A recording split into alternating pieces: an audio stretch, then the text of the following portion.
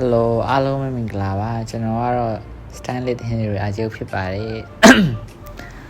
ကျွန်တော်ဒီနေ့ကတော့ကိုယ့်ဘာသာစပင်ညက်တဲ့ပုံစံလေး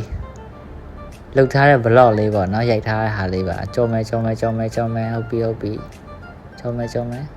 ဒီဗီဒီယိုလေးကနည်းနည်းရှည်နေတော့ချောင်းလေးနည်းနည်းစိုးနေပါနော်တန်လေးကတော့အတန်လေးကိုတော့ဒီခံပြောနားထောင်ပေးကြပါလို့တစ်ဖက်ချမ်းတော့ပြီးသွားပါပြီနောက်တစ်ဖက်ချမ်းညက်မယ်နည်းစီခွဲမယ်ပေါ့နော်ကျွန်တော်ကတော့ဒီအနောက်ကိုကျတော့မညက်တော့ဘူးဒီဘေးနှစ်ဖက်ချမ်းကိုပဲနည်းလေးပေါ့နော်အဲ့လိုနည်းနည်းရှည်နေတော့ကြည့်ကောင်းအောင်လေးပဲညှိလိုက်တဲ့သဘောမျိုးပါပဲပထမဆုံးညက်တာဆိုတော့နည်းနည်းတော့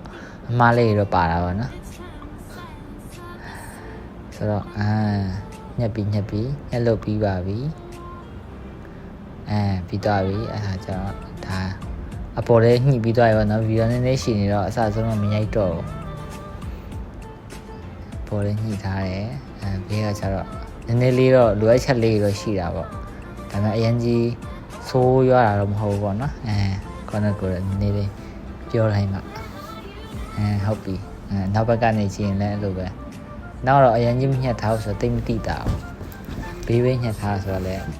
နည်းချင်းတော့ဆင်ပြေပါတယ်ပေါ့ကဲအားလုံးကျေးဇူးတင်ပါတယ်